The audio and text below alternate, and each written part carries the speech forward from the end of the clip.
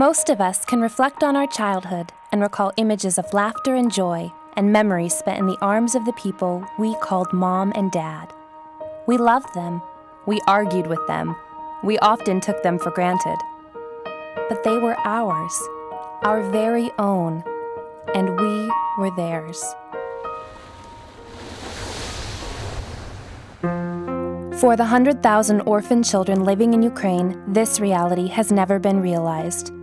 These children are not fortunate enough to take anything for granted. The humanitarian groups come, gifts are given, celebrations are even had, yet that one gift they are longing for seems elusive: the gift of adoption. Neva came up to me one day and said something about having a fourth child. And I said, no way, 3's enough. And she said something about adopting. And so I froze. And when I first felt like God was speaking to me about these children, I thought, my husband is going to have heart failure when I even suggest this to him. At this point in our lives, we should be planning for retirement, and our own four at that time were just becoming independent, and life was kind of smoothing out, and we were having more time together, more time alone. And I thought, I said, God, you just have to speak to his heart. As she talked about it, I continued to say no. And then finally, at some point, I said, well, I'll pray about it. That is what David did, and he and his wife Neva are now the parents of 8-year-old Kolya. Terry's husband also had a change of heart, and 1 year later, Terry and Andy traveled to an orphanage in the south of Ukraine to bring home Alyssa, Sophia, and Zoya, 3 sisters who had been left as orphans. And I was shocked at myself. These little girls came walking into that room, and I was overcome by a feeling of protected. I wanted to protect them. I wanted, I don't know what I couldn't even believe it. I don't know how else to say it. I just felt like these girls needed such protection and love that we were there. But for many children, this day will never come.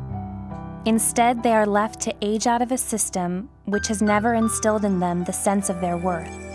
You can see that they do not sense that they have a value to anyone. And in reality, that is what they've been shown. Just last week, we visited an orphanage in eastern Ukraine. And we were there for maybe a half an hour. But we talked to the children, we walked around with them, and then we said, well, it's time to go. And they look right in your eyes and say, well, when are you going to come back? How do you answer that question? When are you going to come back? Growing up in an orphanage, these children learn quickly that they are one of many, not individuals. Their basic needs are met, but they remain a number. They have a place to live, yes, but it can never be called home. They're not taught to think. They're told what to do each day. They do the same things every day, and there's no thinking involved. They are put in a line to go in to be fed. Food is put before them. They eat quickly, and then they leave. They have no idea where food comes from, that someone has prepared that food and worked to do that. There is no one to kiss them, no one to cover them with a blanket, no one to comfort them. It doesn't mean that all of the people who work at an orphanage are bad people. The thing is, they are just at work. There is a big difference between a woman at work in the orphanage and a mother. Just before we left, we were hugging the girls goodbye, and Elisa, who's the oldest, who I think has a little bit more of a sense of what's gone on here, just kind of came up and gave me a big hug, and she whispered something in Russian in my ear, and the translator happened to be standing next to me, and she said, "Thank you for coming." Because I think she gets it, you know, she understands that they were in a dark place without light. And there was redemption for them, not because of us, but because God has a plan and purpose for their lives. But what about those who have not been so fortunate? who will never have the chance to experience the true love that can be found in a family. These orphans have grown up with things but without precious memories. They've grown up with friends but without a family. And that's the very thing that their hearts are crying out for. The biggest problem that I've seen is that they don't have any idea what family is. I remember one time I asked Kolia, what is a family? And he had a hard time answering. Steve and Christy Weber adopted 4-year-old Victoria 9 years ago. During the first years of bringing her into their home, they were able to teach her the deeper meanings of being in a family.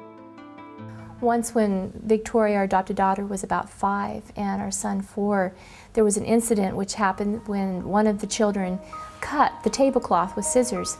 And I asked who did it, and neither of them would confess.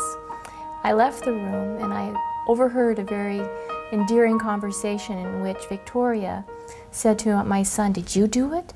And he kind of said yes. She said, "Go tell Mom. She might get mad, but she'll love you forever." She already was beginning to have a sense that love is forever, family is forever.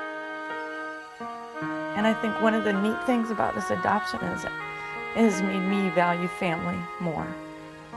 And I guess one of the highlights for me is just, we've had the last 2 weeks have been kind of difficult with Kolia and just going through some behavior issues at school.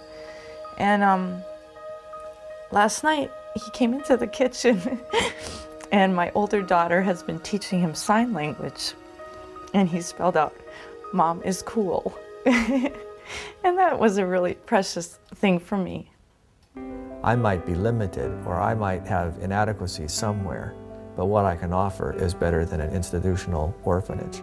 There is a miracle and a wonder in God choosing a child that is totally from a different lineage, a different family, and birthing a love for them in your heart, placing them in your home, and giving you the same sense of family and of parent and child relationship as comes from a birth experience. But you know, there's that saying, "Not flesh of my flesh, nor bone of my bone, yet still miraculously my own."